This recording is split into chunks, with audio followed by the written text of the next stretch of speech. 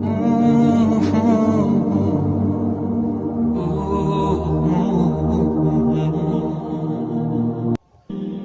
ہوتا نہیں، صبر کیا جاتا ہے، اور صبر یہی ہوتا ہے کہ اپنے اندر مچتے ہر طوفان کو خود میں تھام کے اس کے ختم ہونے کا انتظار کرنا، اپنی شدتوں کو خود میں اس طرح قید کر لینا کہ معاملہ صرف اللہ کا رہ جائے۔ خوف خدا ایک ایسا چراغ ہے جس میں نیکی اور بدی صاف نظر آتے ہیں۔ اگر معجزے نہ ہوتے تو اللہ تمہیں دعا مانگنا سکھاتا ہی کیوں؟ ہو ہی نہیں سکتا جو دعا اللہ نے دل میں ڈالی ہے وہ نصیب میں نہ ہو۔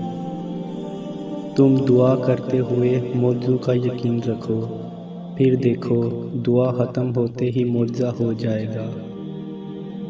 جب وہ اللہ رات کے آخری پہر تمہیں ملاقات کے لیے بلاتا ہے تب وہ تمہیں اپنے در سے خالی ہاتھ نہیں لوٹاتا۔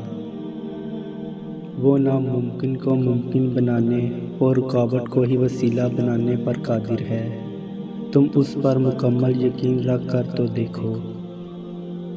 معجزوں کی راہ تو اللہ آخری سانس تک کھلی رکھتا ہے، تو تم تب بھی دعا کرتے رہنا جب تمہارے پاس قبولیت کی کوئی بھی وجہ باقی نہ رہے، کیونکہ بے بس تم ہو تو پل میں نصیبوں کو بدل سکتا ہے اور لمحوں میں دلوں کو موڑ سکتا ہے۔